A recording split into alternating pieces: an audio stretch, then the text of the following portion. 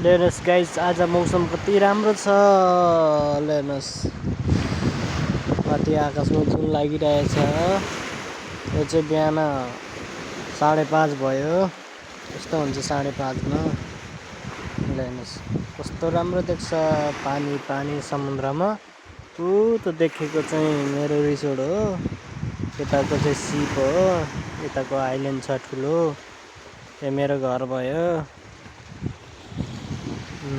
यस्तै छ गाइज।